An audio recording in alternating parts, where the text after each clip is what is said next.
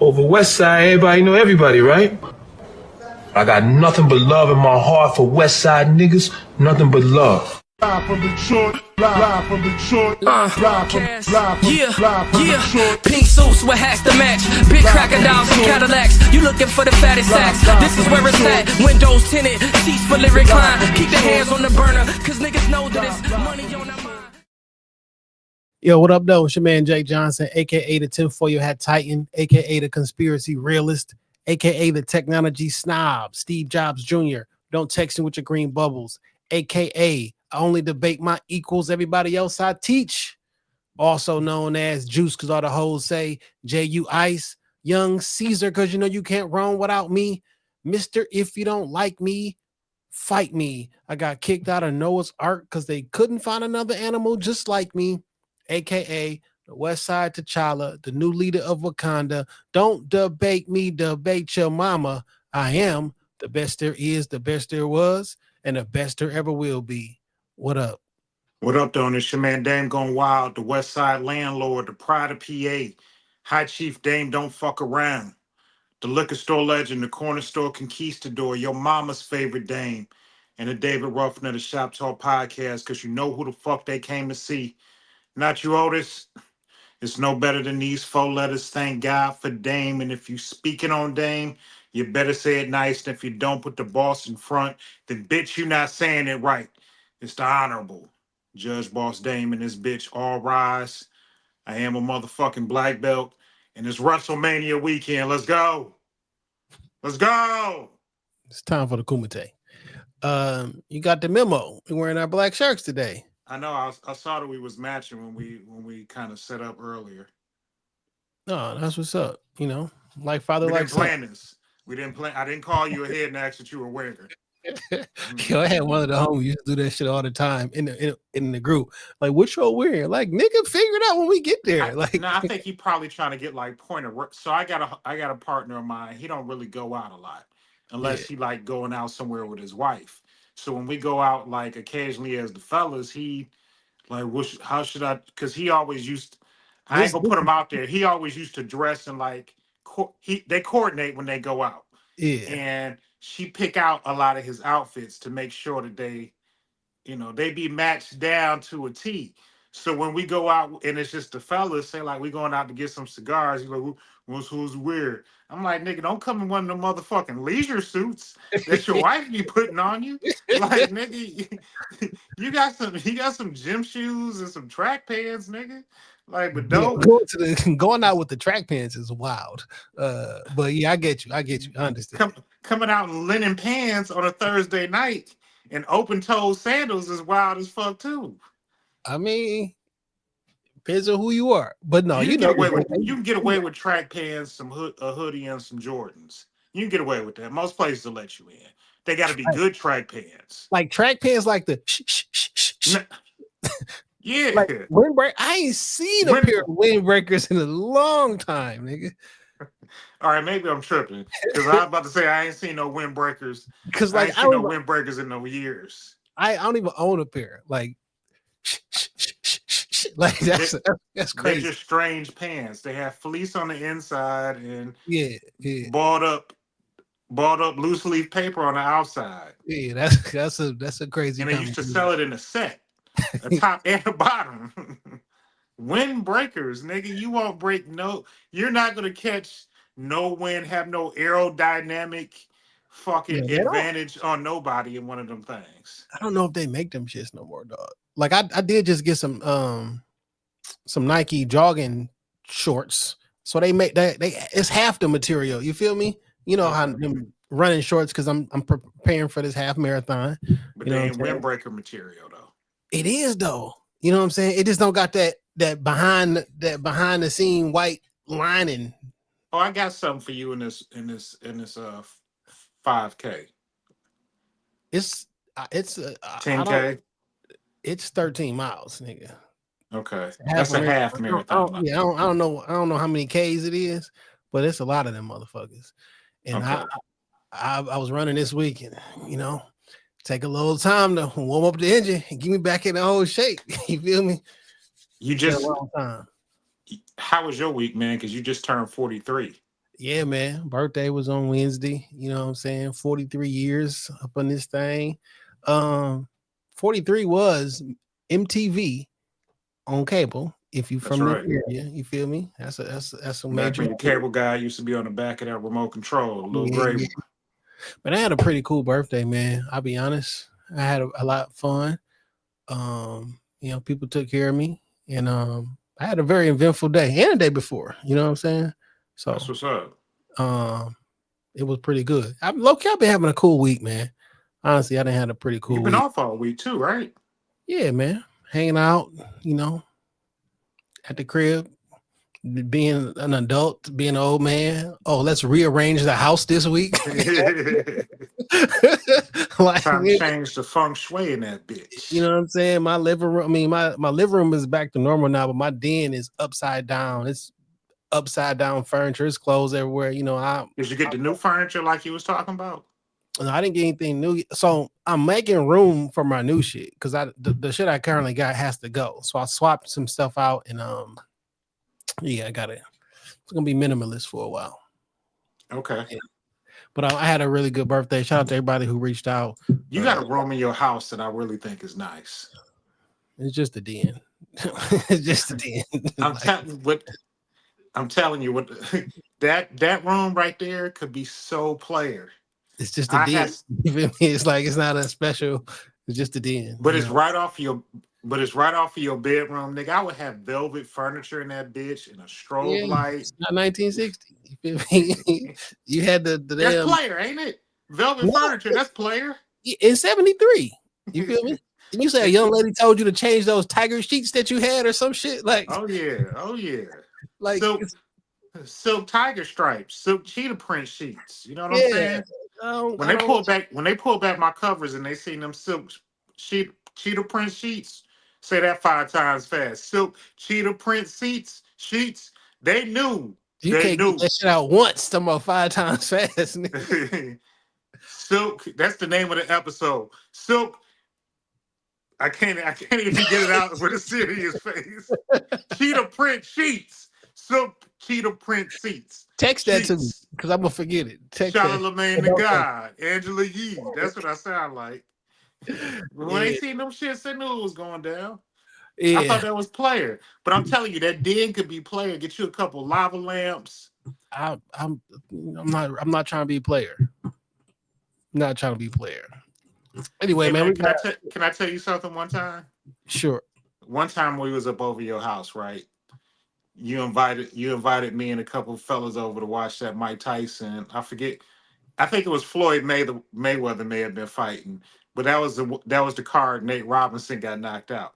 I fell asleep on your couch, and I wanted to ask you if I could take a nap in the den, but I didn't know how receptive you would have been to just me taking a nap in there. I mean, the fight is already at night, so like you should just go. No, I'm saying, I did fall asleep on your couch. I was like, I'd probably be more comfortable back in the den with a little bit of privacy. Just go home. just go home. Man. Like everybody, we watching the fight nigga day. Yeah, I don't like that night. You took a shit in my house without telling me, and I was hoping you wouldn't bring that up. I was hoping you wouldn't bring that up again. Yeah, I didn't like it actually. So, but we got a guest, man. We bring him up to the stage. You feel me? Did you know I took it? Did you know I took I it? I did not. I told you? You did. Oh. On the pod, you said it too. It's not a big deal. It's not a big deal. Gee, don't you? It's cool to go doodle over your homeboy house. In the main bath, he didn't even go to the guest bathroom. I think I need a little privacy. Because if I would have went to the side bathroom, niggas would have knew I was in there taking a shit. Yo, we is way too old. Like humans don't take a shit every single day. We all take a shit every day. But dang, do you test the toilet out before other people's house so you don't have no accidents, bro? No, I need a plunger type shit, or your toilet don't work. It's a 3-part process if I poop at your house. I don't want to explain it, but it involves multiple flushes. That's not gonna happen.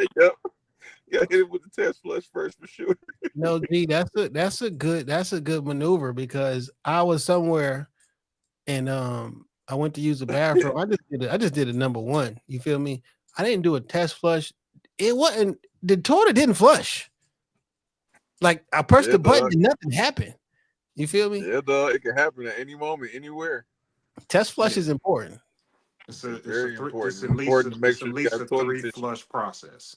Because I'll be trying to be incognito. I mean, even though we all adults, I'll be trying to be incognito. And I have been that nigga before. I was somewhere and like, we got to call the plumber. Like, I fucked up the toilet. If it's a regular toilet, I'll take the top off that bitch and pull that chain. I'm not going out like that, bro.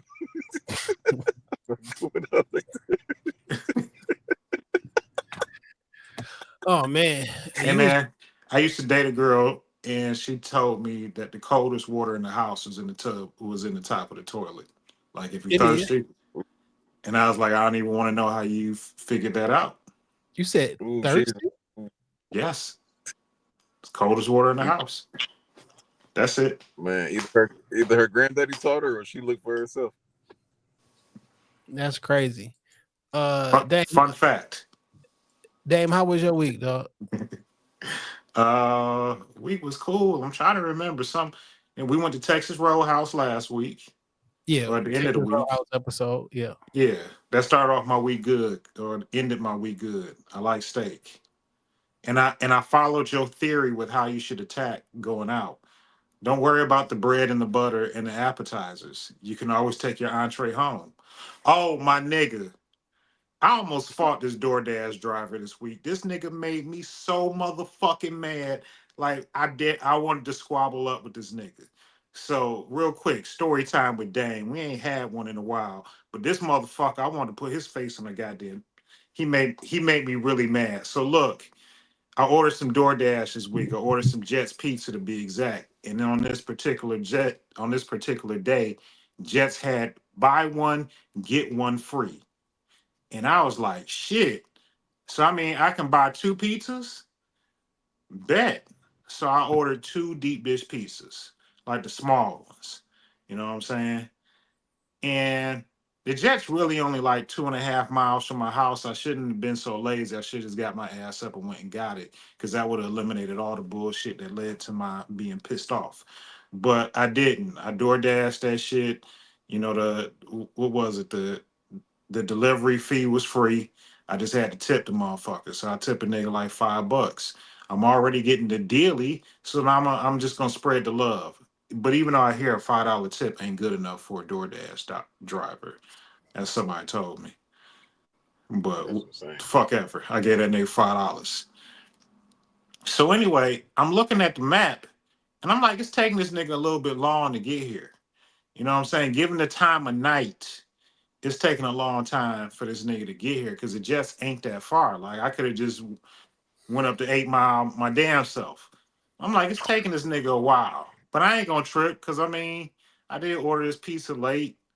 You know, I don't know. It could be, it said the driver's name was Bertha, so I thought it was gonna be like some old woman pull up to my house. I mean, I'm gonna give a woman of a certain age some grace, because she shouldn't even be out, you know, door dashing. It's dangerous for me, Ma. So anyway, I see a car creeping up the street.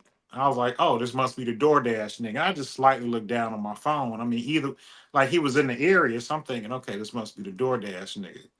So I get my key to come to the door and unlock it and open this bitch up. Seconds later, I hear like a scooter, like one of them gas scooters. You know, make that lawnmower noise. So I look outside, it's a nigga on a scooter in front of my house. A mini bike? Huh? He got like them little mini bikes? Yeah. Like the one the kids drive. You know what I'm saying? The kids ones.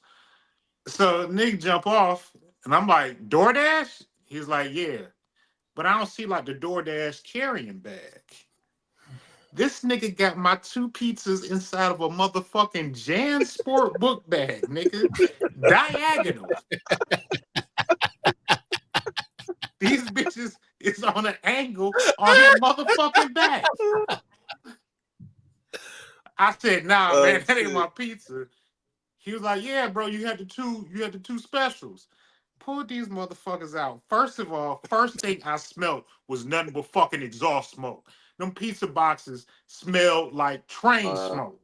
Nigga, that shit also plus it gotta look like a calzone by now. Nigga, all the toppings that slid to the back of that bitch. It's all two pizzas. Cause you know when them bitches be piping hot and they ain't set, they still got a little loose booty to them. All the toppings is slid to the back on both these bitches. It ain't nothing but sauce and a little bit of cheese hanging on for dear life. So I am pissed. And then this nigga gonna complain to me. He was like, damn, bro, one of them ranchers spilled my bag. Nigga, I'm about to spill your life in that bag, goddammit. I said, bro, we gonna have to do something about this. Both my pizzas stink. Nigga, that you pulled them out of a non-insulated JanSport, nigga. He got to work in the JanSport. He from the hood, nigga. And you spilled one of my ranch sauce, nigga. I was immediately on support. I turned into a motherfucking white woman. I was immediately on support, complaining about this nigga. And his name is Bertha? I didn't even get into the fact that some little nigga came with my pizza, and it was definitely not a motherfucking Bertha. Man, I was so goddamn mad. The weed at the gas station, that shit smell like motherfucking cologne. Everything that you...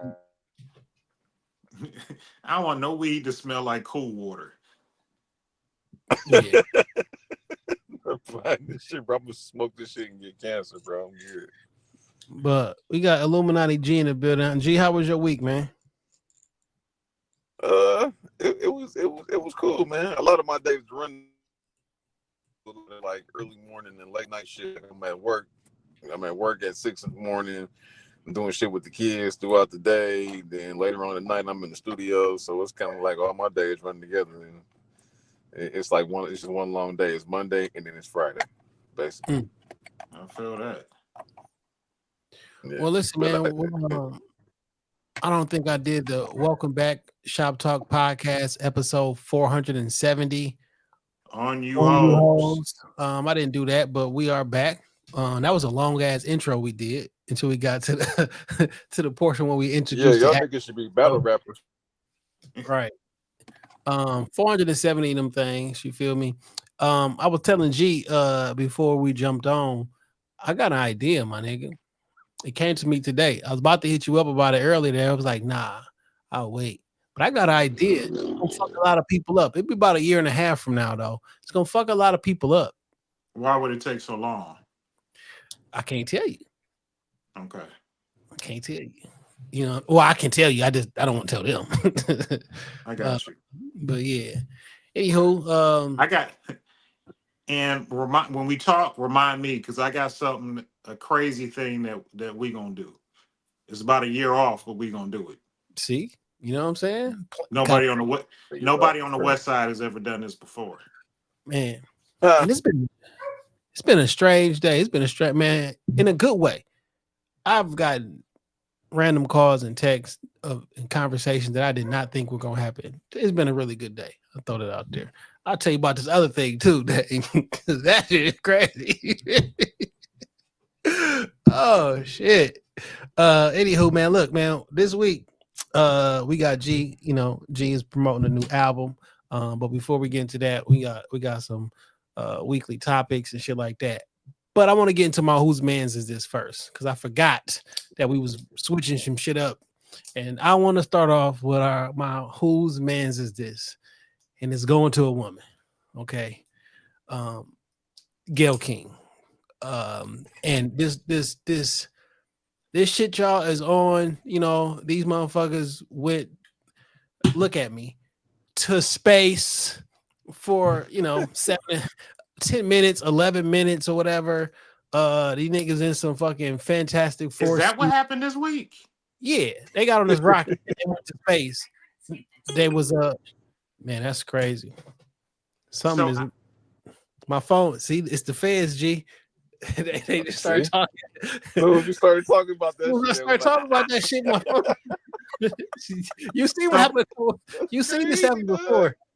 That's crazy. That's crazy. So I seen this thing, her getting off some platform and ringing the bell. Man, these niggas on the pallet, nigga. You know, She man. got off the Dr. Evil space dick, bro. Listen, so they go to space for an entire flight of 10 minutes. They come down. Fake come down. We not. That's the different. We'll talk about that in the topic section. But my whole man's is this, because everybody got jokes and everybody like whatever. So the next day, she starts seeing shit online, and I guess it was her and Katy Perry, and it's a whole bunch of women. You feel me? They try to turn this into some women empowerment shit. You know, did some hand clap, you know what I'm saying? Some kumbaya shit while it was up there in this 10-minute trip. Y'all shut that stupid shit up.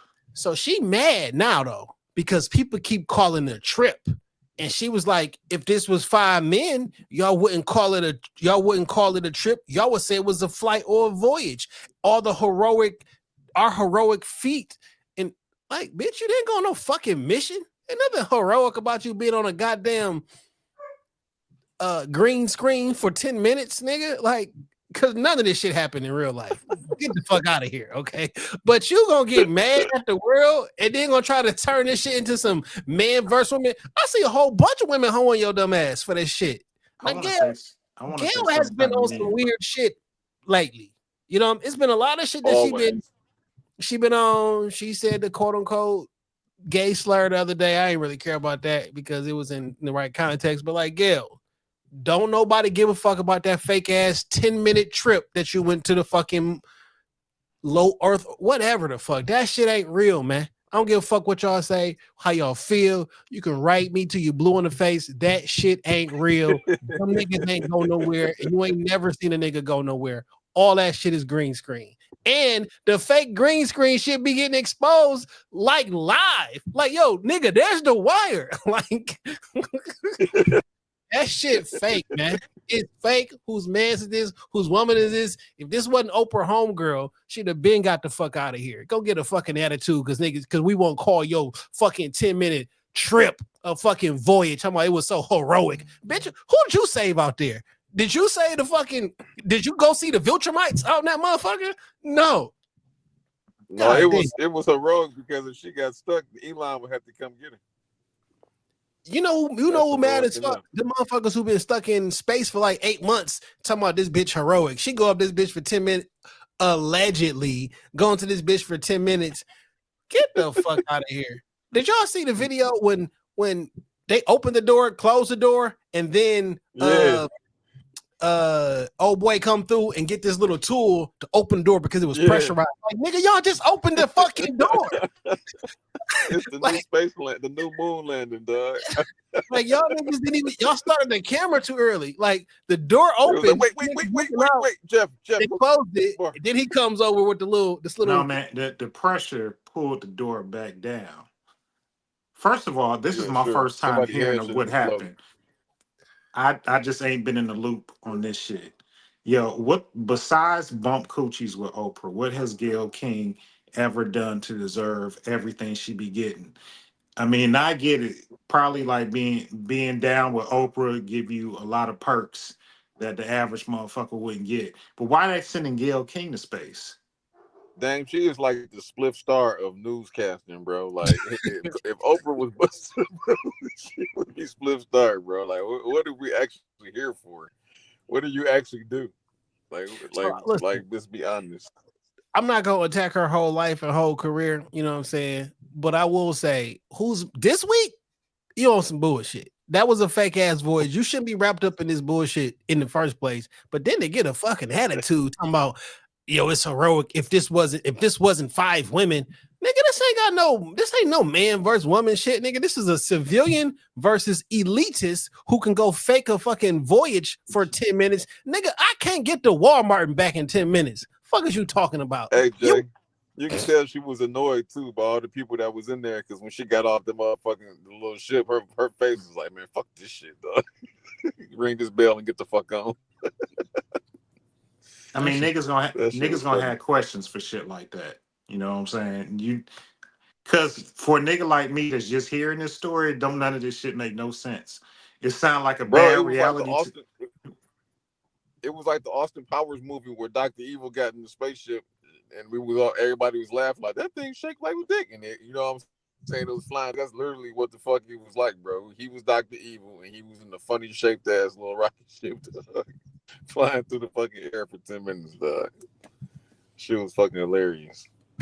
Hey man. Who are the other women on this thing? I'm just curious. Her, Katy Perry, Olivia Nunn, and the other three people. They not. Listen, let me show you this video. What I'm talking about. You know what I'm saying? It's a random group of women. Random as hell. This was the odd weekend for the Illuminati initiations and shit. You know what's going to come out of her mouth, but really her heart. And is that Jeff Bezos out there right by the capsule? Kind of hard to see. That is correct. That is Jeff Bezos, our founder. And I would imagine Lauren Sanchez in seat 1 will be coming out first. That is correct. They'll go. She's in seat 1, which is next to the left. Mm-hmm. The left window there. She will window on the right. Side Canyon. I'm gonna mute this while y'all look at this shit. We supposed to believe that this is the thing that was just that was just in space. Like it's just sitting on top of the grass. Ain't nothing moved. Like it landed like that. Like yeah, man. It took advanced physics, man. It's advanced. It's physics, probably like a big ass drone. You know what I'm saying? Oh, man, it was a part of something else. Like it was a bottom piece to it. And then get the fuck out of here in the air. I'm looking for this video, man, because with the fake. Oh, I think this is it. Yeah. What the fuck is going on? That's what I said, Dr. Evil. Oh, not it. Man, get the fuck out of here, dog. Look at that. The door already open. No, they got to get all the pressure out, and they need just. You see, the door was just open though. Man, they clipped it. It was cracked. It was cracked. Already. They couldn't get now, it. So now you gotta get the tool. Pulling that bitch like. He couldn't get it. Was like, that bitch trying to get out. They told him to stop. Man, this is a bunch of fucking like y'all got it. So I ain't gonna lie, this shit do look like real like a good episode of X-Files. You know what I'm saying? If they rebooted it, this would be like a good first episode. That shit don't look real. It doesn't look real. I've done better graphics on ChatGPT this week than that shit right there. Oh, that's crazy. So my whose man's is this week? Gail King, get the fuck out of here. Whose man's is this? I'm gonna save my music pick for later because we got to talk to you, G. And I always let the artists pick their own music pick for the week. So we're gonna get to that later. Jay, I know you got some other topics you want to talk about before we dive in with the homie. Yeah. There is a top 25 best female rappers of all time list that was released recently by Billboard. And I want to go through this list. I did not know this list existed until Sunday while I was recording MKU, Most None Unknown podcast, and G was a guest. And I heard this list and I was so appalled, but I had to remember this is not my podcast. I don't have a microphone and I'm sitting 20 feet away behind a camera. So I can't even scream. But I said, I'm going to get my time to talk about this shit. And this is the time. I'm a bit angry and I'm a bit upset. So let me go to the top 25 or we just maybe do the top 10. Well, you got to go to 25. Okay. We ain't got to talk about each and every one of them because some of it, like, get the fuck out of here. I'll tell you, get the fuck out of here for number 25, to be perfectly honest. Number 25, Tierra Whack. Fuck out of here. Shout out to her. Or not. I like Tierra. I don't know if the body of work is enough yet. She had a lot of weird shit to say about Nas. She had a lot of weird shit to say about Eminem. She had a lot of weird shit to say about a year and a half or so ago. And I was like, where's your music? because that video, no, whatever. Of all time, stop it. Can't she rap? Can't she rap? She used to have a freestyle that people logged on to, but not the type of music that she makes right now. I don't like it. 25. Oh, but here's the thing. So if Tierra Whack is 25, 24 is Doechii. Now, Doechii just won a Grammy. At the very least, don't I'm only one above Tierra Whack. And I'm not saying that Doechii should be on the top 20, the top anything yet, right? But what I'm saying is, if Tierra Whack is 25 and I'm coming off a Grammy fucking win, like what, three black women who won a Grammy like that? Like, no, I'm not 24 if she's 25. Like, no fucking way. I think a lot of this should be paid. It'd be at least 5 of these slots is paid for with a major corporation. Now it's a list of 100. It's a list of 100, but I'm not going through 100 names.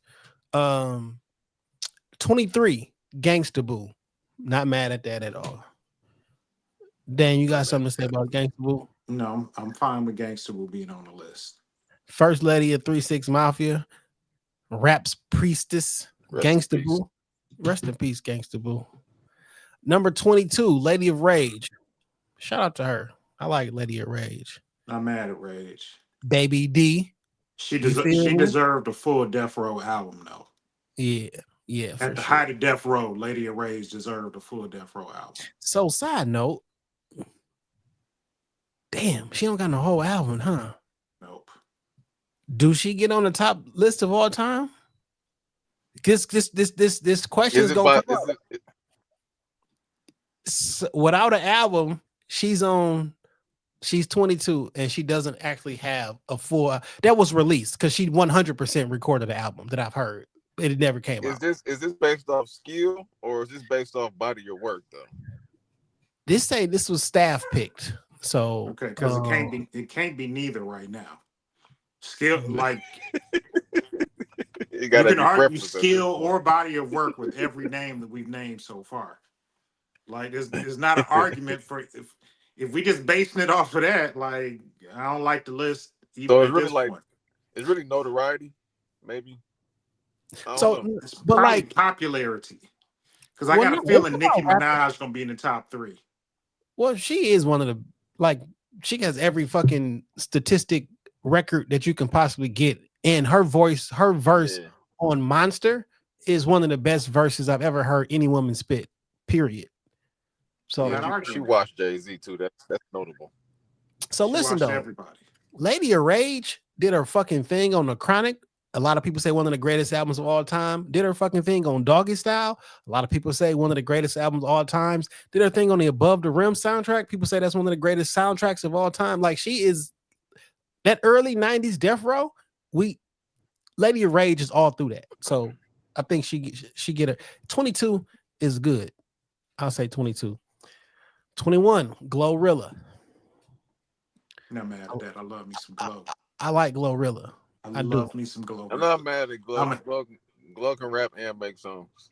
Yeah, and she do the right. She got the right amount of the stuff. She don't be my pussy, my pussy, my pussy. But she might throw that shit out there a little bit, and she also might bust your motherfucking head, cuz. I love everything. Yeah, she do a little bit of coochie raps, but it's not excessive. It's a balance. Yeah. She got a balance for sure. Yeah, for sure. Also, when I saw her video of her DUI arrest, she was riding around the whip by herself with her strap on her, like the banger. And I'm like, oh, that's some gangster shit. Like, like, no, I got it on me. It was like, you got a weapon in the car? They was like, yes. She's like, where is that? She was like, right there. I'm like, oh shit. It ain't just a show. She was riding around tipsy and strapped. So that's not a good thing. I don't want y'all to think that's like a good thing. But I don't think it's a bad thing though. Yeah. I don't think it's a bad thing. Like that doesn't make me like Glorilla any less. Yeah. Number 20. Look, man, I ain't gonna lie. Look. Oh, well, go ahead. No, go ahead. What you about to say? No, I was gonna say sometimes I be thinking maybe I'm a little too conspiracy theorist, but sometimes I be thinking the label like nudging certain artists like you need to catch a charge and not too crazy, but something you can kind of just pay to get out of, catch a little probation, get you some street cred. Like, I'll call my mans and have him call his mans, and we get you together. Like just ride around with the Glock on the seat. I don't think that's too far fetched. We'll make sure that's off your record in the year. But when you live in Memphis, I'm not surprised that you ride around with the strap in Memphis. You absolutely should. Yeah. Like, you should. Number 20, Moni Love. Yeah, Moni Love, she needs to be there. 19, Lotto. I like Lotto. I love me some Lotto. I'm not mad at that. Big Mama. I love that shit. Lotto can rap. I heard somebody say on Sunday that somebody be writing her raps for her, but I was always under the impression that Lotto write her own raps. Am I not? I'm off on that. It depends. She can write her own raps, but sometimes when she go in there and do her singles and shit, she have other people. There's some niggas from Detroit that rap for her that you probably know of by name too. But she though, I just think when it comes to being in there, what's gonna get you that hit right away and not make it take all day. You got shit to do, you got appearances and shows to go to. Let's get in here and knock this shit out and keep it moving. Yeah. We still talking about Lotto? Right. Yeah, I fuck with Lotto. Is she 19? With Lotto heavy. Yeah. Do you think like she has cracked the like I'm one of the top 20 best female rappers of all time list already though? I don't think the pool that deep. Not all time. I like her. I think she good right now. I just need more work. And only reason I asked that as an actual question because it's not like we just got like 1,000 women rappers because like top 20 could just be where you at. Yeah, I'm not mad at Lotto's placement on this list. Glorilla don't have more work out than Lotto just yet. You know what I'm saying? I don't think. I could be wrong, but I mean, shit. Glorilla is number 20 something, and Lotto being 19 is okay. Money Love, how many albums do Money Love got? Moni Love, it's kind of hard for me to properly place the female rappers that were like late 80s, early 90s because they were super dope and they didn't have the opportunity to drop like a million fucking albums, but like what they were doing like when the hip hop was just being started and I'm dope holding my own against these guys, like it holds more weight. You know what I'm saying? It's like different eras hold more weight. Like nigga be like, yo, nigga, who the fuck is Kool Herc? I'm like, I get it. He ain't not about to out rap Lupe, but like for their time, it's like, you know what I'm saying? Like Bob Causey and they pioneered. Yeah, they pioneered and paved the way, basically. Yeah. And she a Brit. Lotto 19, 18, Remy Ma. Yeah. As far as rapping is concerned, I mean, Remy Ma can rap. Yeah, I'm about to say she can rap. He had that hit single. I'm conceited. I got a reason. She dropped Sheether on Nicki. Yeah, prison kind of stunted her run though. She spent a decade in the Bing, man. Like it took a lot of time for career. Yeah. I'm not mad at Remy. I'm not mad at Remy. This is where I get into an attitude is they got Rhapsody at number 17. And I really like Rhapsody. She can rap. She top 5 at rapping. She can fucking rap. Like when people be talking about like current, like I don't even put her in like, oh, she's a female MC. She can just rap. And I don't know what, a year and a half, 2 years ago, she had one of the best albums of the year, in my opinion. If like from a rap hip hop standpoint, man, 5-time Grammy nominee.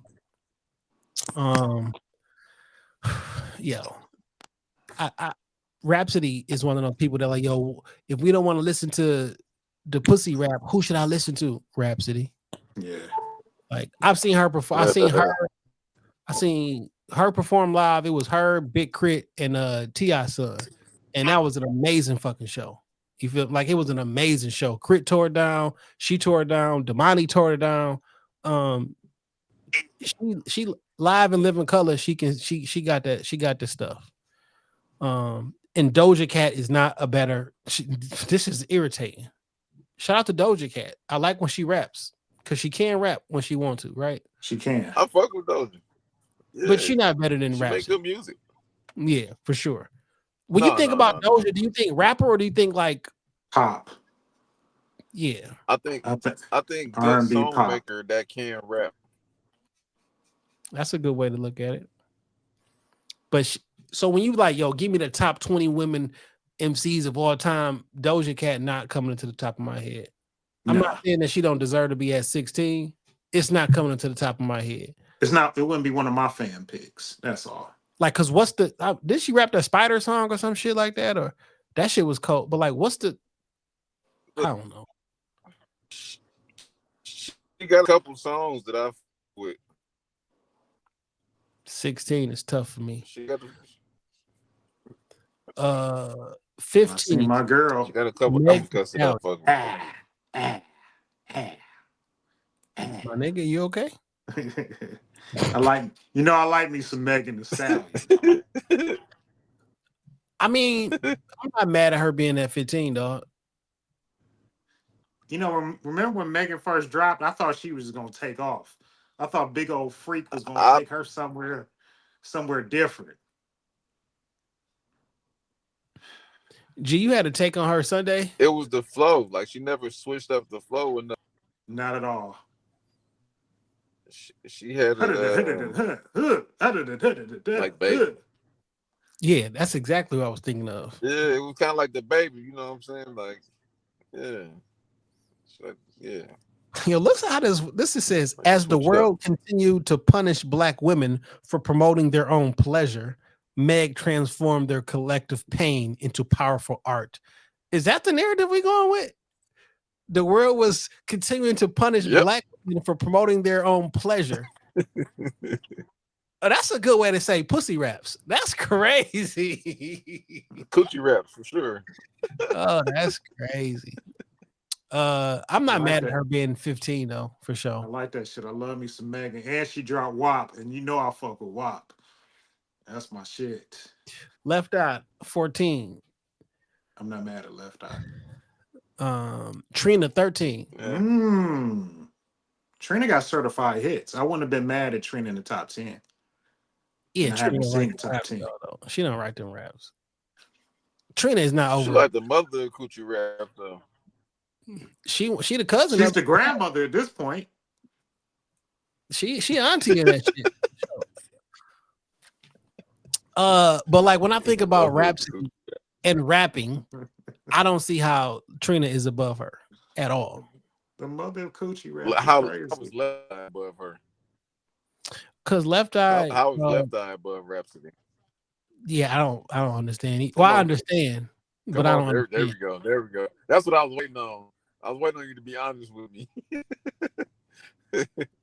Because like Left Eye come on, man, Rhapsody. Left Eye can rap, and she's one of the biggest groups of all time. So like more people heard my shit, more people felt my shit because like I was the rapper in the singing group. So like I get it. Like, and man, her verse on Waterfalls will never die. And never and after that Ladies Night verse is iconic, nigga. It is, man, but it was like, but that's one of them things, though, right? So I will say this: the argument I have for like Rhapsody is on a pure skill level, right? Because I think she raps really well, right? But you ain't dropped no hits that had everybody was like, yo, collectively we fucking with this. So I don't want to just be like, well, you a super technical such and such, so you should be here. But like, you got to be able to do everything. So did you make a song that other people who not into that mad lyrical shit? It's not that she like some super mad lyrical, okay? But Left Eye has a lot of those though. You feel me? Like, no, everybody loves this shit. So if I do art, and I can make my art and tap into with all the genres, it is worth something. So I understand why Rhapsody ain't as high. I just think she wraps circles around some of these women though. Fair enough. The Brat at number 12 kind of hurt my feelings, dog. Brat deserved better. I think she got to be. I mean, it's only 2 off, but like the Brat deserves it. In my opinion, my humble opinion, it's not really that humble, actually. In my great fucking opinion, like the Brat, when you think about like greatest female rappers of all the time, I guess of a particular age, how do you not bring up the Brat? She's a legend. She's a motherfucking legend. Look, nigga, she got a song with Biggie. She's a legend. I respect the Brat, bro, but we all know how Jermaine Dupri get down. He say it all the time. Anybody on my label that's releasing songs, that shit get written by me, nigga. So we know when she came out on the scene, we was just liking Jermaine Dupri disguised as the Brat until she branched out on her own thing. So it's kind of like Well, if that's like gonna be was the dope, case, but if that keep in mind, if that's gonna be the case, then a lot of people that's gonna be on this top 10 list got to come off that list too. Then, because if we play I ain't even, saying you gotta come off. I'm just saying when we talk about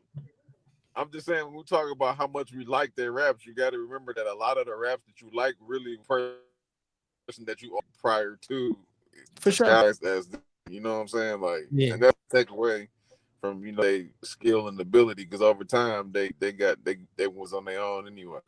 Yeah, JD is one of the greatest rapper producer in the history of all this shit. He does everything. He is the best. All this shit. So the Brat is at 12. Bow Wow, the Brat, Jagged Edge, Escape. Mariah Carey. Sorry, guys. Yeah, you're from Mariah. All right, number 11, Cardi B. I thought they was gonna put Cardi B higher, not because I think she deserves to be up higher, but I thought they were gonna put Cardi B higher. What do y'all think about Cardi B and her one album that Partisan Fontaine wrote? How do y'all? I'm sorry, he did write on that album. I was talking about Meg. How do y'all feel about Partisan Cardi? wrote for Meg too. Yeah, for sure. I love Cardi. You know what I'm saying? Bodak Yellow was my shit.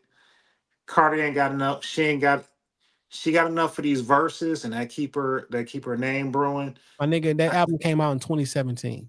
I know that, so that was gonna be my next thing. I need to hear another album, and I don't think we'll ever get it from her. I don't think she got it. I don't think Cardi got that second album in her, and I love Cardi. She was on WAP. I love WAP. They were scissoring at the Grammys that year, but I just don't think Cardi got enough in the tank for another album, and it was good while it lasted. She came out. She literally came from nothing to something. She made the best of the situation. It was good while it lasted, and I think we've seen the best of Cardi already. She is already written off to the sunset. To G's point, I think he dropped off by mistake. You got to add your mic before you can drop back to the stage, G, if you can hear me. But to his point, she didn't write that first album. And because you didn't write that first album, and you might have to write the second one because the money ain't the same, you can't. She's dropped singles that was like, oh, if this one picks up, then maybe we'll put an album out. None of them singles do they thing. Now, Cardi as like a person in an entity and everything like that. I mean, she's entertaining. I enjoy her. I don't dislike her at all. I'm not surprised she had 11. I thought they was gonna put her higher, but do I think she should be 11 of top 25 of all time? No, I do not think so. All right. I don't think so. But number 10, Foxy Brown. Number 10, Foxy Brown. I can make an argument to move Foxy down and to move some other ladies up. Me too. Not that I don't love Foxy Brown. Like, she was an integral part of me falling in love with hip hop. You know, I thought the Firm was going to be like the next great super group, and Foxy being the only. When I heard what was it? What was the Firm's affirmative action on that Nas album? And Foxy wrote that, you know, equation at the end that don't make no sense. It sounded sweet as fuck the first time I heard it. I was like, ooh, ooh. You know what I'm saying? Back when I was in my lyrical miracle exterior, you know, era of life, like how Foxy was spitting, the way that she carried herself, the whole look, the sex appeal, like Foxy was it. She was it. Yeah. I mean, I'm a fan of Fox, you know what I'm saying? And she had a run, she had the impact in a golden era.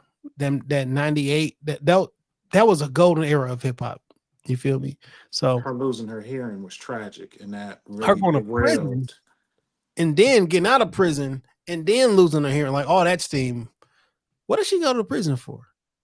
I don't remember what she went to prison for. All the girls went to prison. All The right. hip hop task force was real. They was trying to get niggas up out of here. Number 9, Eve. Yes, Eve I'm good belongs. with that. I'm Eve good with belongs that. here, man. Eve is. I could make an argument that she the best. You I'm not could. saying that she is the best. I can make an argument, and the reason I can make this argument is because she has done everything that you can possibly do as a rapper and as a female rapper, but just as a rapper. Like I started off in a strip club, my nigga. All right, that's that. Then I started off with the grimy, grungy niggas from Yonkers just rapping like on some locks and DMX shit. And then I transitioned into big ass records. She was Tambourine, signed with Dre originally. signed to Dre, the whole 9 yards. And then I got into movies. And then I had my own fucking TV show, you know what I'm saying, called Eve. My name wasn't even Eve on the TV show, but the TV show was called Eve. That's crazy. Like everything that you want to do, like if you want to talk about, yo, who you got some shit from the streets, you got some shit from the radio, you got some fucking pop records, you got movies, you got TV shows, like, of course, modeling and do all, like you've done every single facet. You've won. You've done everything that you possibly can do. She married that billionaire white man too. And got the fuck on. I come back around, and when she come back around, she'll rap. You feel me? And you know, she doing her motherfucking thing. So I'm not mad at Eve at number 9. I think that's Shout well out to deserved. Eve.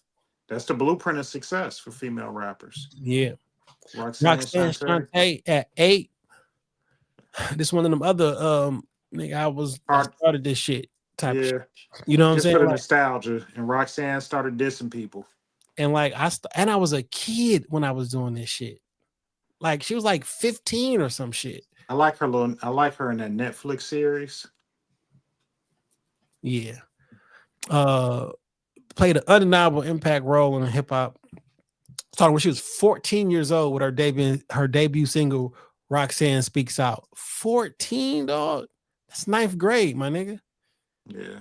Yeah. I understand why she had number 8. I 100% there. Grew up with the young Nas. Yeah.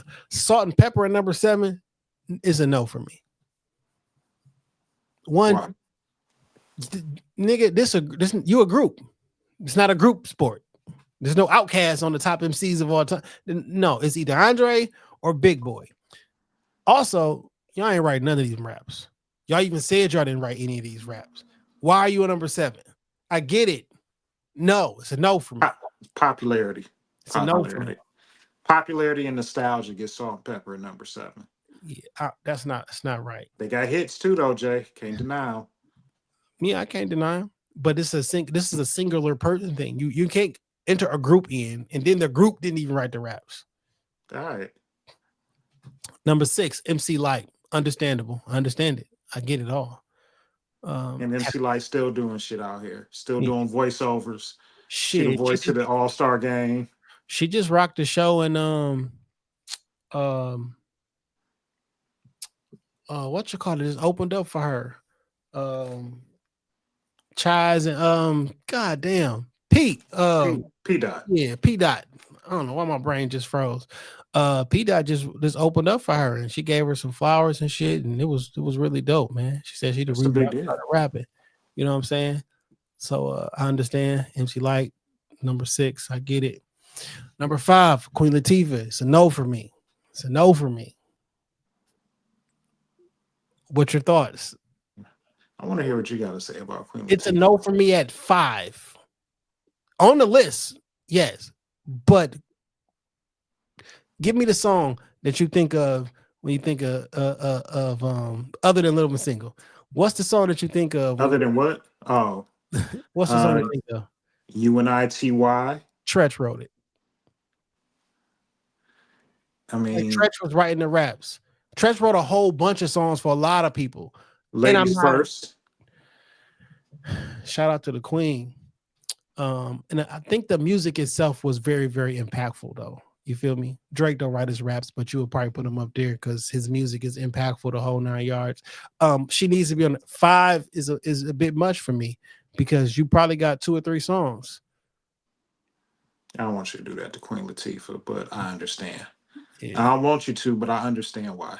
Yeah, and I reason I do hate doing these type of lists because I do talk about people I like in a negative manner because I have no reason to not like Queen Latifah because I do like Queen Latifah. But yeah, this is the reason I really wanted to. I do not like 5. G ain't back on with us yet. No, he dropped off. Let me text him and shit. My bad. I didn't mean to interrupt your sound off. All right, so this top 5 is where I got the biggest problem at, dog. Let me know. Number 4, Lil' Kim. Love me some Lil' Kim. We can have some Lil' Kim. We can have an argument about if she wrote any of these raps. We know that first album she didn't. I mean, we got Biggie reference tracks for a lot of them songs. We know she didn't write that first album, which is arguably her best album. But there's too much proof out there that she didn't write it. Yeah, and then Mano was writing the later joints. So Mano became a thing. Right, Lil' Kim.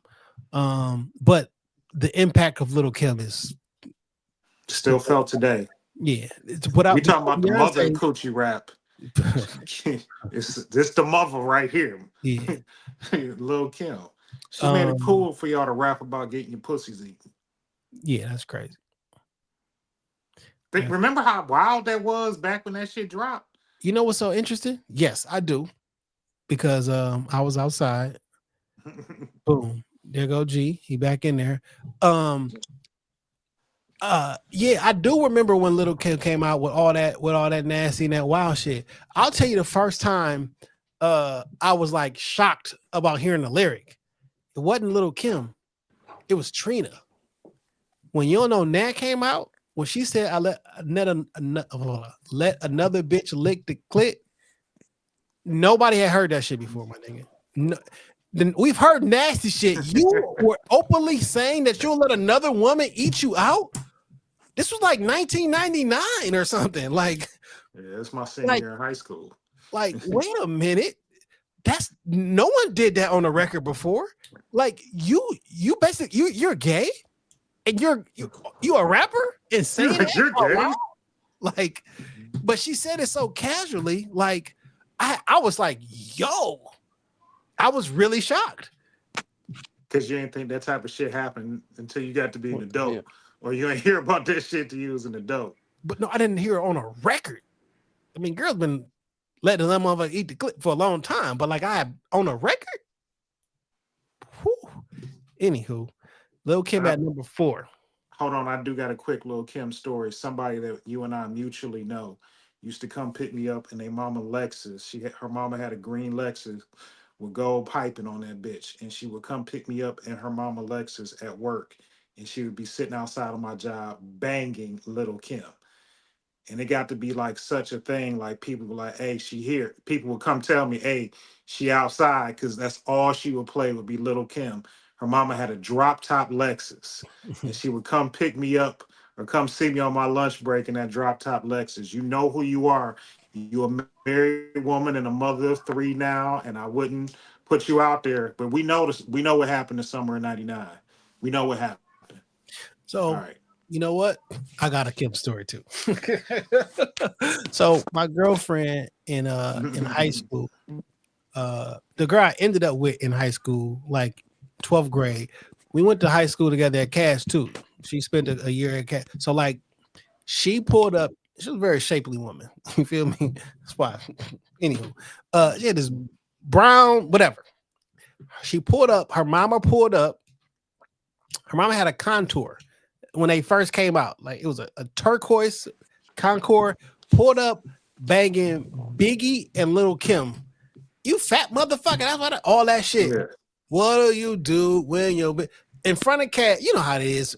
Right before school start, everybody sitting out there. She pulled up in that motherfucker. The nastiest lyrics ever. Jumping out the goddamn car. Her mama cold. She was cold. It was just like a thing, and I'm like, it was burnt and etched in my memory. Like, yo, this is crazy. I gotta have her. And then we ended up being together for 4 or 5. That's what's up. Core memories right there. Core memories Created by Lil' Kim. Kim. All right. Number 3, Lauryn Hill. There was some conversation that people thought that we gotta get over that one album. What do you think about Lauryn Hill being number 3?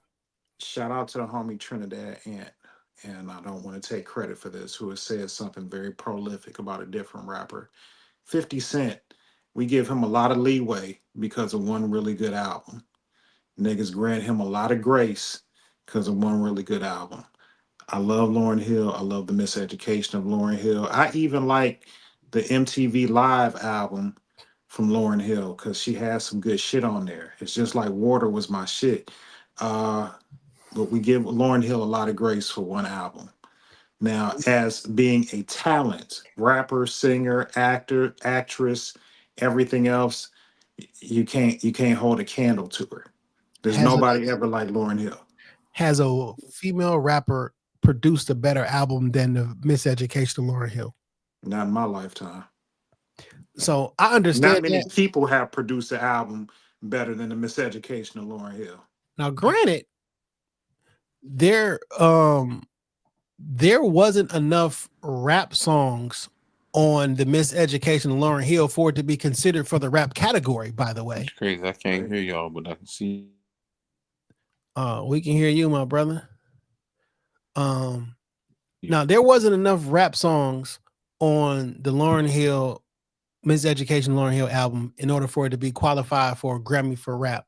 However, we can't also overlook her rapping abilities that she done with the Fugees and that album that went millions times platinum. You know what I'm saying? Like, so the Radio Not album followed up by one of the greatest pieces of work in the miseducation of Lauryn Hill. I get it. People are tired of it. But like, have you produced something better than it yet? And have you won the accolades that one has? Did you get the mics in the like? You gotta beat it. That was album of the year at the Grammys, not rap album of the year. Album of the year, Lauryn Hill. Yeah, like rap, country, classical, the best album. Period. I got that shit. Like I get it, Lauryn Hill. That was the last time she was on time. You feel me? And I get it. I get the whole thing. But like, if you haven't surpassed this yet, how do you take my spot? You haven't done what I did yet. And you ain't made nothing, nothing that as good as me yet. So like how do you do it? You feel me? G, you back? Yeah, I think so. I had some Wi-Fi and phone issues. It's time for me to get a new phone. So they're like on fire right now. They're blowing up, both of them. All right, that's what's up. So we on Lauryn Hill, man. What was your thoughts on Lauryn Hill? My thoughts are always going to be the same with Lauryn, man. I respect the hell out of her, man. But as far as like her body of work as a rapper, it really ain't enough to justify number 3. She was very positive. She had content in her songs and whatnot. But when she was with the Fugees, it was Clef and Prize that was doing not all, but a lot of her writing. And then when she got on her own, her album was like 12 or 13 songs of her singing. Like she had a few rap verses in there, but it was mostly singing. So for her to be a top 3 rapper is kind of like, but you know that the world Has anybody how they got that. So has another woman created an album that's better than the Miseducation of Lauryn Hill? a rap album? Yeah, any album that got rapping on it, to be honest, because she wasn't rapping on it. Let's be honest about it. But I said something earlier about that. I'm like, well, if we talk about not having a lot of quote unquote body of work, then some of the other names got to come off too. But I think Lauryn Hill, but they rap though. She rapped too. Shit, she was just on Nas joint, rapping her ass off. Yeah, but she rapped like Lauryn Hill raps is with a group. The rest of them people we name raps is like solo though. Salt and Pepper was number 7 on the list, and that's a group. Yeah, Lady of Rage don't even got a fucking album. Lady of Rage don't even have an album. Rap though. And Lauryn Hill rapped too. She was at like, yeah, but look where she was at. She was ranking like number 20 something, which is where I feel like Lauryn Hill should be. If you want because she didn't have album of the year though. Lauryn Hill got album of the year that year, like the best album of everything. It's not a rap album though, Jason. Like you making the I can't get make a case for a non-rap album. It didn't have a lot of rap on it. But that's like rap on it is crazy. Nigga, like, we are all saying the same thing. We all saying the same. It didn't have a lot of rap on it, but that's like saying like, yo, he ain't had that much black in him. Nigga, you're black though. Lauryn Hill is hip hop. So you think Tiger Woods? You think Tiger Woods is top 5 black people of all time? Yes. Yes. Hey, man, and I'm gonna stand on that. And I think black people did Tiger Woods bold as fuck. By the way, he did himself bold. He called himself a compilation. Nigga, he ain't even say I'm a nigga. That nigga say I'm compilation, bro. Who the fuck makes up some shit that he ain't, bro? Nigga, is you black? No, that's not it. Because my father black and my mama is Asian. You want me to deny my fucking mama? Just so black people around the world can be like, oh, we got somebody who play golf. No, y'all niggas didn't fuck with me too. Y'all didn't fuck with me through high school, through middle school. You want to take Go ahead. You want to take the accolades when it's time to win and shit, but you feel me? But and that's what black people did to him. They want to claim. Asian mama. What I'm saying is black people failed Tiger Woods because y'all only wanted to claim him when he got popping and started winning some shit, and you can claim that victory for yourself somehow because he black. But for ask a nigga to deny his grandmother, his mother, how do you deny the woman you came out of? I'm not 100% black. The woman I came out of is Asian. It's not even really like. It's not that he was making it a point to say, "Nigga, I ain't like y'all. I'm different. Like I'm making a point. Like, no, bro, like you black with an Asian mama with. I'm making it a point because don't try to claim me now. Don't everybody come around me now and be like, oh no, we love you because you're black. You niggas didn't love me before, and I'm not going to deny my mama. And you only asked me this question for a very specific reason. Why the fuck would I deny my mom? I came out of her. Like, gee, if your mama was white and they said, is you black or white? You gonna look your mom in the face and be like, I'm 100% black. Nigga, what? It's your mom. I'm a young black man. How they gonna treat me in society? It's whoever I take after, bro. It's whoever you decide to side with. I got mixed friends. I got mixed friends. I got white mama, black daddy, but you know what that nigga is? That nigga's a nigga. Mixed. He mixed. But Tiger Woods looks Asian, man. Tiger Woods looks Asian. That nigga hair looks Asian. Some teeth look Asian. Feature. Like, I don't like how niggas did Tiger, dog. I don't like it. Let's see how niggas did the last 2 on these lists. All right, nice segue. Number 2, I fucking hate it. Missy Elliott at number 2. Get the fuck out of here. Get the fuck out of here. Missy. She had like hitmaker that 12 hitmaker that happens to rap from every now and again. I had all she do is I ain't gonna no. I take that back. Don't let me disrespect Missy because she sing like a motherfucker too. She is an MC that get the crowd going. And she might not have the strongest bars, but she does rap a lot. A whole lot. You throwing some Missy Elliott shit So somewhere though, like you said, G, she gonna get the room moving. So we changing the definition of the. No, we not. We not changing the definition. We Now not. listen, Missy No, Elliott it's is just a little bit high. It's just like a little bit, nigga. Number Dougie two. Fresh. We know Dougie Fresh ain't the most rapper, but you know what I'm saying? Had he had a 12-year, 5-album, multi-platinum run, we would have been talking about how high up on the chain he was too, but he didn't. So, No, ain't nobody in the history of rap ever thought Dougie Fresh was the best rapper. Nobody then, nobody now. That nigga get up there and beatbox, do that same shit for 30 years. If he would have, but that's what I'm saying though, Jason.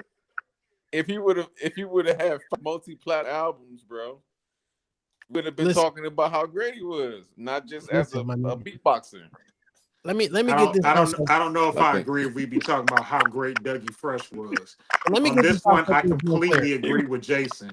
Dougie Fresh get on stage and spit in the mic for about 20 minutes, dance around, you know what I'm saying, make everybody happy, take his 40 racks and go home.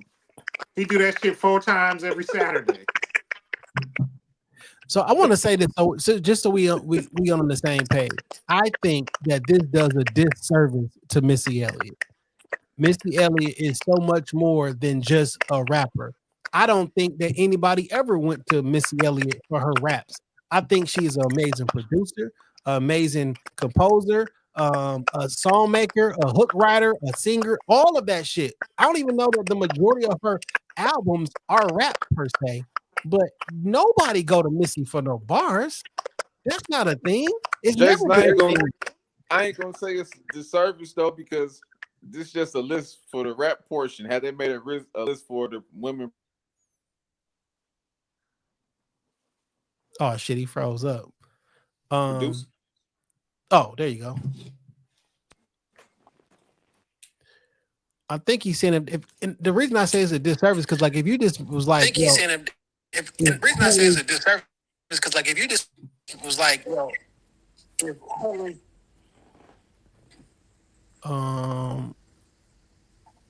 right, look. So if you just go, let me have to. All right, look. So if you just go, so if you just told me who are the most influential, who are the greatest women who have impact on music, Missy top 5 for sure, if not top 2. You feel me? Because her impact and what she does as a producer, as a songwriter, as the hooks. Remember, she said herself, y'all not gonna just use me to be singing hooks. What I look like, Peddly Bill or something. You know what I'm saying? Like she is so much more than just rapper. She's not the second greatest rapper of all time for women. Like, let's cut it out. Like, I don't want to discredit Missy now, but I feel like if you need a little sauce on your song, like it's almost there, but it's just missing something.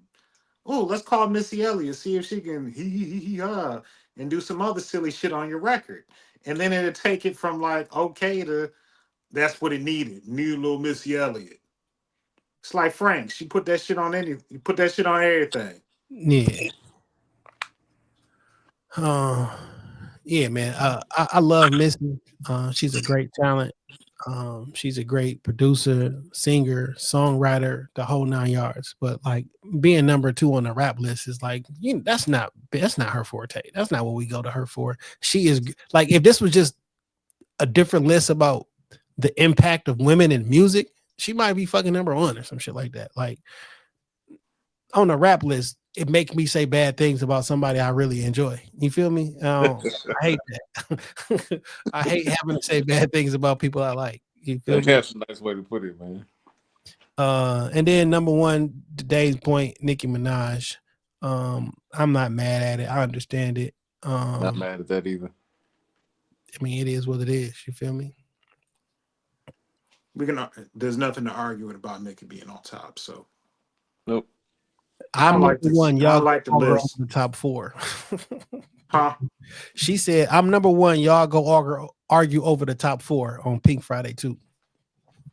She wasn't lying. Pretty accurate. Yeah, she's pretty accurate. I don't like this list, but I don't like most lists that motherfuckers put together because Most niggas don't know shit about rap, and I feel like I know a high level about rap, so I just don't like a lot of these lists. But I especially don't like this one. But I don't like shit written by Billboard music most of the time anyway. We don't share the same musical opinions, Yeah. nor do their opinions shape mine in any way. So fuck them.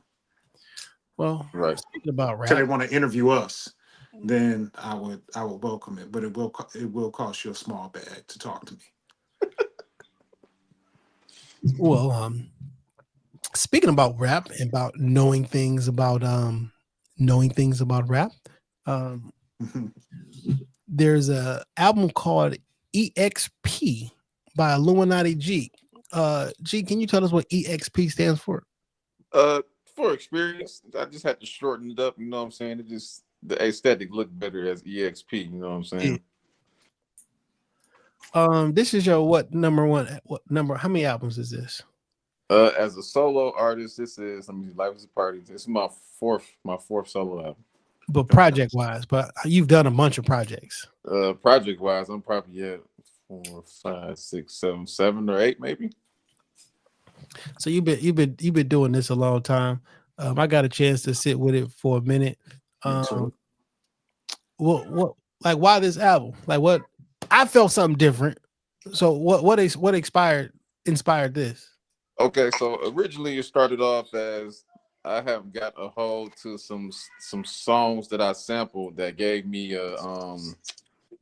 a feel like an Indian Village feel. Like if you're from Detroit, you know where Indian Village is. You know what I'm saying? Summertime, fall time, you can walk through Indian Village and you can feel like you transform to like a different world type thing.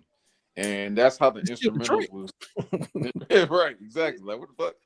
But that's how I had felt that the songs that I was doing, the beats that I was making made me feel like I was in Indian Village, and I was like, I want to make a beat tape. So I had got about like 8 or 9 beats in that tape. I was head first into it, and then one of them songs kind of made me be like, damn, I want to write to this. And that song happened to be Detroit Cleaned Up, which is on on the project. And I was like, damn, this kind of made me feel like 07 Kanye. Like I feel like graduation, like good morning. Like I need to stay in this headspace. And so over like the next week or two, one song turned into two songs turned into 3, and then instead of picking songs from the list of stuff I had already made, I started making new shit, and that turned into 6, 7, 8, and next thing you know, I was at like 9 or 10, and I really had only made as many as you hear. I didn't do the extra songs that got cut, or did recorded 90 songs and had me and my homeboy figure out which 12 sound the best. I literally recorded what you hear, and that's it. Like it was nothing else. Man, let me ask. So when you look at music, do you look at music as art or commerce? So in my world, I look at it as art, because first and foremost, to put anything out that's worth buying, it has to be something I feel like it has purpose or meaning to it. If you're just doing some shit to be doing it, it's not gonna really last that long because you're just doing it to be doing it.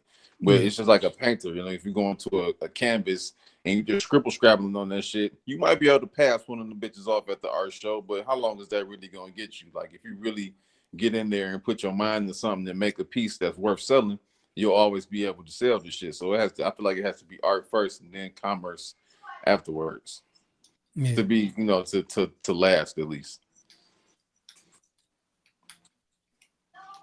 So listen, listening to this project, it sound like you was going through something.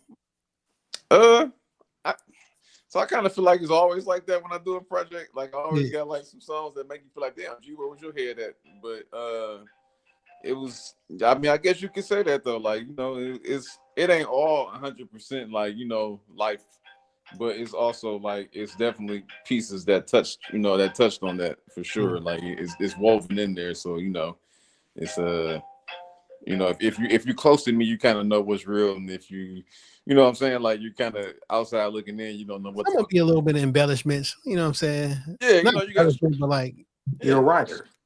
You're right. Right. Basically.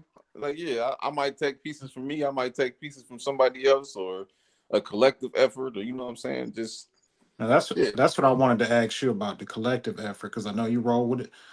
You are part of a collective, and like when you in the process of writing and recording, do y'all sit down and like bounce ideas off each other, or really do a lot of collaboration as a collective?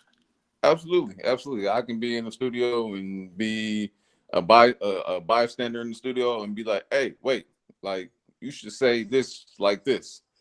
You should replace that word with this because this might be more shocking than what you said. Like, you know what I'm saying? This might get more rah-rah, to it, or you need to say this smoother, and then vice versa. I can be in there and say something, they be like, no, G, that's lazy. Like, take that out. Like, try something else. I don't know what to say, or you should say this, but don't use that. That's a little bit too lazy. Like, you got to try something else, or it'll be sweeter if you said it like this. So we definitely do that all the time. Like, that's all day. I think some of the best artists do that, even if you think that they don't. That's what's You up. you mentioned Detroit Cleaned Up. That's one of my one of the records that I enjoy.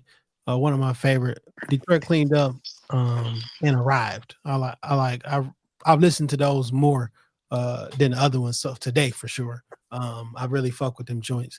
I'm like, this nigga look. All right. I mean, I already know how much you fuck with Kanye. You feel Yeah, me? man, I'm that's like, my dog. He a little lost right now, but that's my dog. yeah, Is he lost?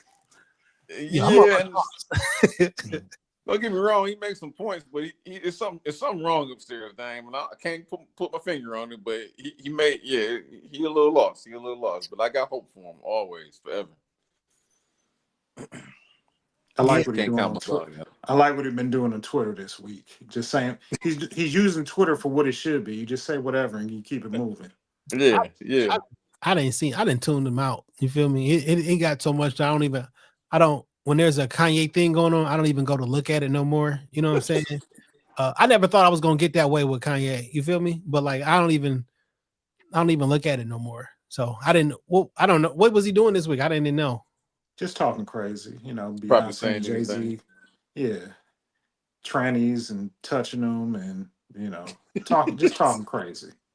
Touching them. He's definitely talking about transsexuals. I don't want to call it the wrong thing, transsexuals or trans people Right? on his Twitter. You fucking shorten the word. You're a hater. You hate people. Grandma, Mhm. granny. and, Oh, and he be talking bad about Jay-Z and them every now and again. He said he had a better. Somebody was saying how Kanye had a better catalog than Jay-Z, and I was like, that's debatable. that's debatable for sure. Definitely debatable. I It's definitely debatable. I know I 100% listen to Kanye's catalog more so than I listen to more of Kanye's catalog than I listen to of Jay's catalog. Now, I don't mean that I think Kanye is a better rapper than Jay. Yeah. No, I don't think he's a better rapper, but you can argue catalog. And when you have the luxury of making your own beats and being able to rap over them, sometimes it's just shit that like another nigga just not gonna get. This is for me. This is for me. Yeah. And that's the luxury when you make your own production. So That's how you be feeling, G.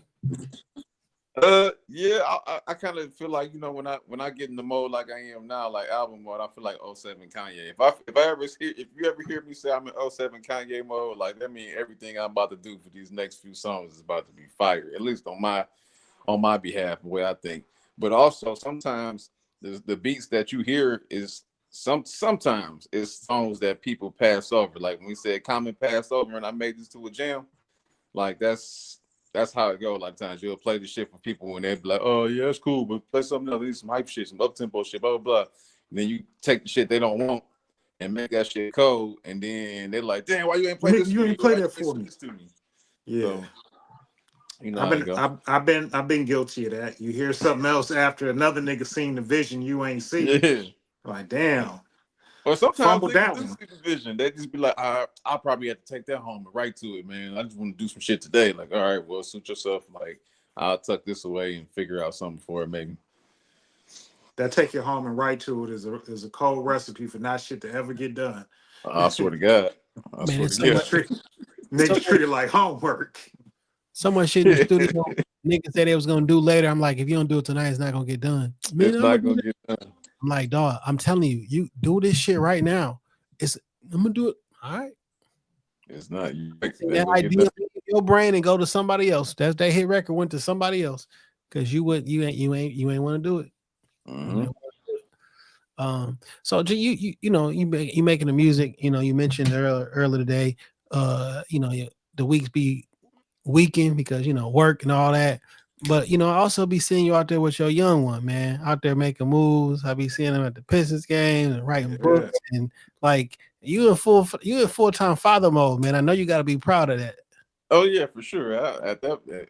In regards to that, I'm just enjoying the ride, man.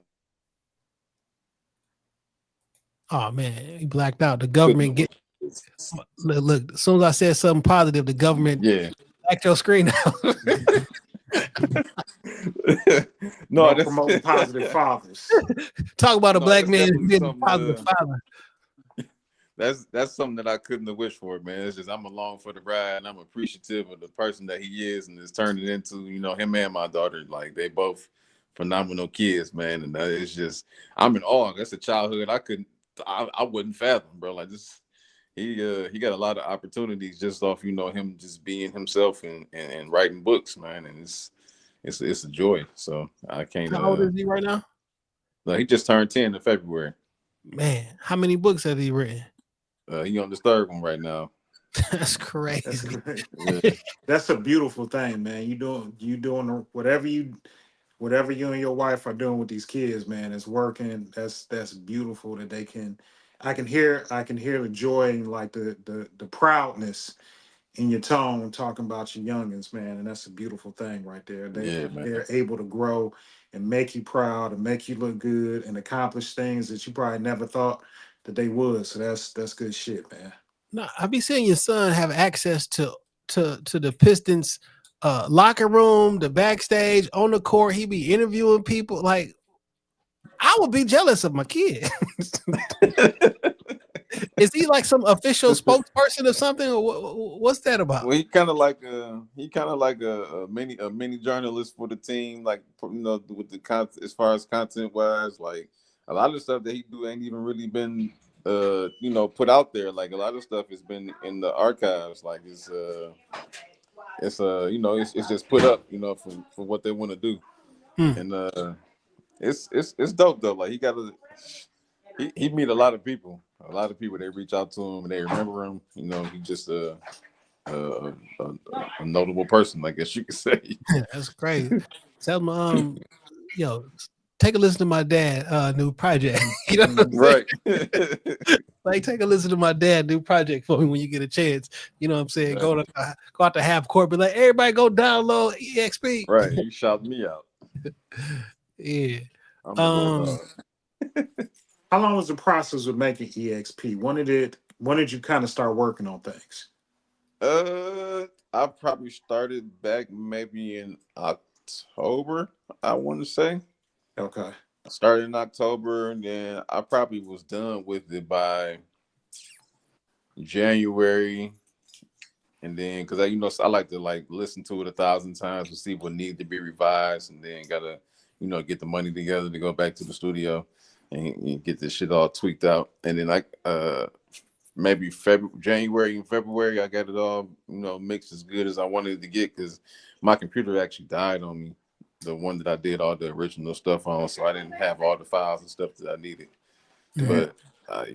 But with the exception of maybe like 2 or 3 songs, but for the most part, I just had to do what I could. And by February I had it all mixed down, and then March I kind of just chilled for a second and just listened to it 1,000 times and see if it needed anything. And then I got the artwork done and just put it out there.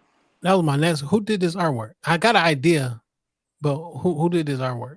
Well, I found the actual picture, which is actually from Indian Village, and then I had Stack do his thing as far as the text and the overlays on it and the contrast, getting the small aesthetics part right to it, because the original picture looks slightly different, but for the most part, this definitely got a Stack touch to it for sure.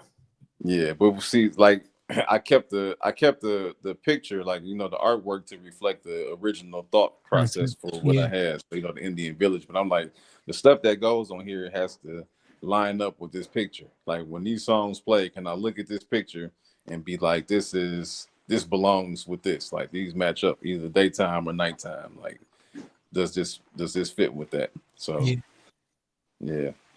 Man, that makes sense. I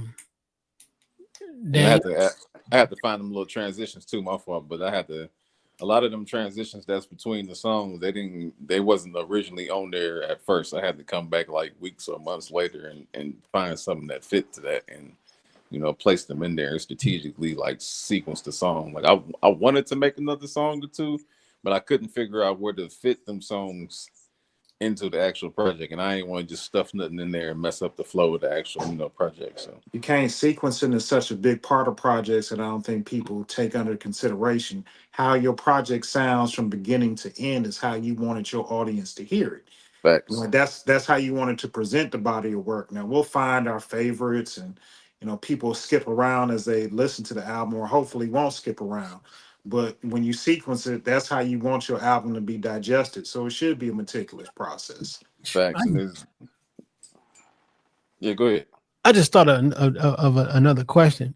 Earlier this year, J. Cole released his audio series on his website or what have you, and I subscribe. I listened to it. It's 10 episodes about his journey from the very, very beginning up until I think Forest Hill Drive came out, and talked about everything and sequencing the album, how he had it, he wanted it, and then when he took it to J&M, how they kind of moved different things around, songs that made it, songs that didn't, or what have you. And then ultimately, like on the 10 or 15 year anniversary or the 10-year anniversary of it, they re-released it, and he released a version how he initially wanted it to be heard. Right. This was the original track listing and things of that nature. I said that to set up my question. So you've done 7-8 projects. Have you ever listened to a project and was like, man, I wish I would have did something different, or maybe I could have sequenced this one's differently? Were you ever even thought about like, I'm gonna re-release a project I already did because that one song I didn't put on there, I should have put on there? Or like, what do you think about that whole process? I kind of try to take my time with all my solo stuff. So the Life is a Party, I that was my first shot at you know, for the world. I had a solo album before that, but it just never reached the light of day. This was like years before that. But Life is a Party, like that started off my first kick at it, and I think I did pretty good on that. You know, the songs wasn't too deep though, so they didn't necessarily have to be too meticulous. But then the second one, which was Time's Up, I think I did pretty good with Time's Up. That was one of them. Probably one of my more favorite albums that I released out of the four. And then I like that one a lot actually. And then on What I Learned So Far, I think I did good with that, but I think some of the songs I had on there, they were so spaced out in terms of how long they had been recorded, you know, between each other. And then some of them was recorded at the SAR studio, so they sounded better. And then some of them was recorded at my studio when I was still kind of like trying to find my way on the mixing tip, and it kind of sounded a little flat or a little, you know, like a little sketchy. So I think with that album, if I can go back and do that over, I probably would, you know, it would probably sound a lot better. But man, I was having. It's interesting that you mentioned that, and you say like a song may sound flat or whatever, depending on when you initially started engineering it, and then like a SAR, because a SAR is a SAR. You feel me? Yeah. I was trying to have a conversation with somebody a couple weeks ago about Tupacalypse Now, Tupac's first album, and I was like, I don't listen to it because it don't sound good, and they were offended by it. I'm like, it don't sound. He's like, what about Brenda Got a Baby? I'm like, I'm not telling you that it's not a good song. What I'm saying is like, I don't like how it sounds. Yeah, sonically. Yeah. Sonically, because it's like, it's tinny, it's thin. It's like, now I gave him an example, like, well, when Life After Death came out, and then you listen to Life After Death after it was remastered, the remastered version sounds better than like that first one. But we were yelling at a wall. We did not come to an agreement. Because saying you don't like how it sounds personal. Yeah. And I get what you're saying. It just didn't, with technology and now how sound quality sounds, it just sounds like it was recorded on an 8-track as opposed to like that digital sound that we that's what I'm saying. that it just sounds different. If even at a remastered version, it doesn't quite have the same sounds. Some records should sound big. Yeah. Some records Right, should sound exactly. loud, and it just doesn't have it. And I think back in the day, it was probably like more of a thing where rap was still young, so nobody really knew how to approach it from that aspect. You had to get somebody like Dr. Dre to come in and revise the whole game and be like, "Yo, we need this shit to sound crispy as fuck," and not sound like it just you recorded in the in the bedroom. Because a lot of shit from back in the day sounded like a nigga recorded in the bedroom. It sounded like there's an echo in the background, like. And it did for sure, for Yeah. sure. I was trying to explain that I try to have this conversation as well. Like, so here's an example. Ready to Die sounds thin and tinny until you get to Juicy. Juicy Right. sounds full. So it wasn't necessarily that, because like the music in the 60s and the 70s, that shit sounded full. That shit did not sound flat. But they were kids playing with equipment that they didn't know how to use. And Exactly. it wasn't about 95 that the sound immediately changed and everything sound full after mid 94, 95 on. When you listen to All Eyes on Me and then you listen to Me Against the World, that's a 12 months difference, but that shit is worlds apart of how it sounds. Right.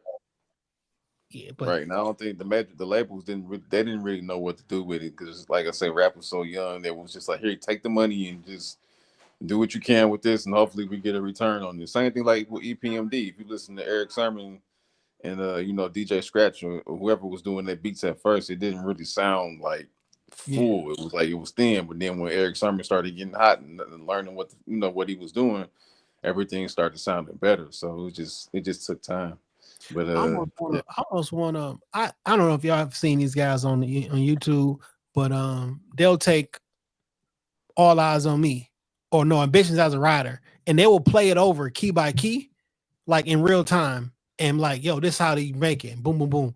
I'm like, man, I want some of these albums, whether it be Ice Cube, Death Certificate, or something like that. I want them to replay all them keys with 2025 technology, the same keys, the same same type of instruments, but fuller. And then we can not AI voice as in make a fake one, but like I wanted to hear that shit with 2025 equipment. I ain't gonna lie to you, Jason. It might not sound as good as you think in your head, and you know why? Because the 2025 sound of that equipment. It's digital. Everything we got is digital. So you're missing a lot of mids and low ends, and with the digital shit, it's a lot of highs and a lot of super low. Like, you know what I'm saying? Like it's 808s. You know, you can, they throw some. They can make, well, some people can make some digital shit sound like it was recorded on vinyl or something like that. To do that, you have to have, like, well, I ain't gonna say you have to have, but the most common thing to do is you have a tape like a 8-inch reel, like how they used to have back in the day, and you do it on your digital, but then you run it through the tape reel to make it sound warm and shitty, as I would say. You know what I'm saying? And then you bring it back and put it back on digital again, so it sound like back in the day. But you definitely need that analog warmth and that saturation from the tape to make that sound for sure. Yeah, I mean, I just reinvented remastering and shit. Like I made it up in my brain. I just made that shit up. Like, nigga, yeah, that's what we call remaster, nigga. Yeah, you sound like LeBron with the deluxe album. He was like, yeah, we just gonna call it the deluxe. We just add a couple more songs to it. Like, all right, Brian, you got it, bro. You got it. Yeah. Gee, I always want to give my guests the opportunity to present their music to the world as music pick of the week. You're not new here, so you kind of know the formula. Whether it's a song off of EXP or a song somewhere else in your catalog, what's the song you want to pick to be the music pick of the week? This is your pick from your catalog. I ain't gonna lie, I've been hanging heavy on Jumped Off the Porch, because it started off so beautiful, man. It started off like you actually walking into that picture that you see on the front of the album. So I would say Jumped Off the Porch featuring Chef Chill, my homeboy from RTL. That would be my pick of the week. That's what's up. So we're gonna put that in the show notes so everybody can put that take a listen on your playlist, man. Yeah, and in the show notes. My bad. Yep, it's on YouTube too for anybody who don't mess and the with album DSPs. is already available. Yes, sir. It's on all platforms. Yep, including YouTube. Yeah, man, YouTube a major player, dog. Honestly, I've been paying for YouTube Premium for quite some time, and I be forgetting that music is on there too.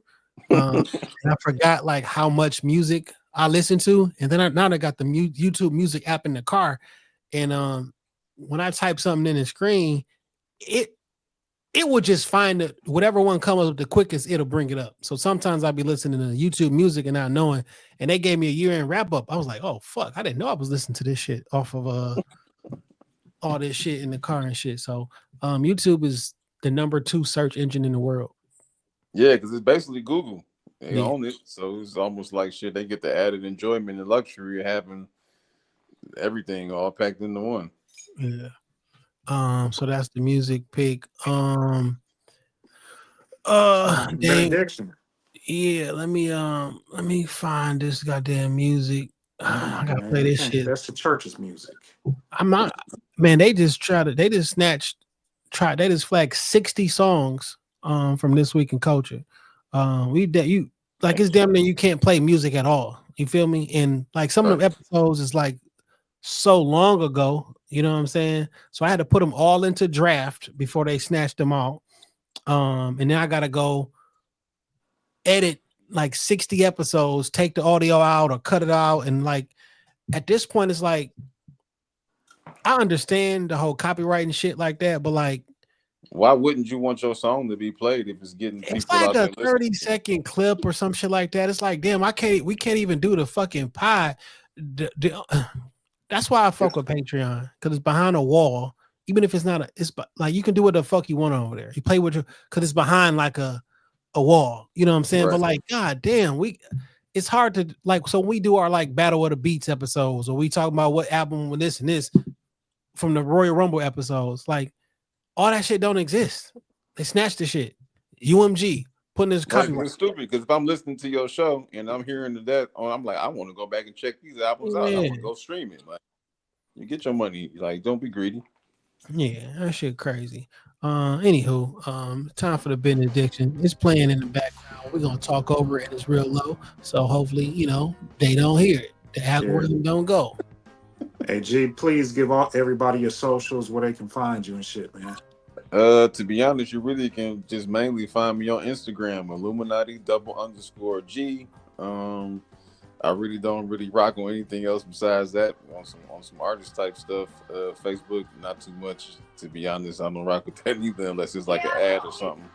So just follow me on Instagram. That's the best place to reach me. You can talk to me if you want to collaborate or buy some beats or get a feature or whatever the case may be. Like that's the best place to hit me up.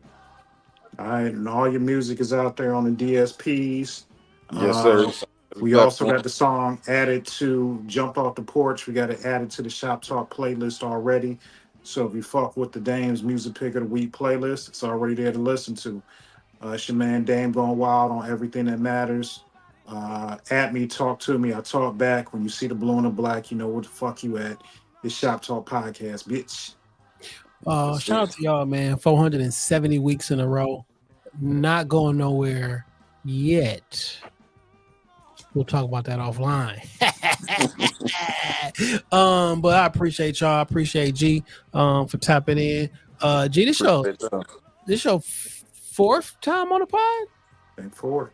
I think so. To be honest, it's been 10 years dang near. I guess. Yeah, 9 years in July. In June rather. You know what I'm saying? So friend of the show. You feel me? Family of the show. Shout out to the twins.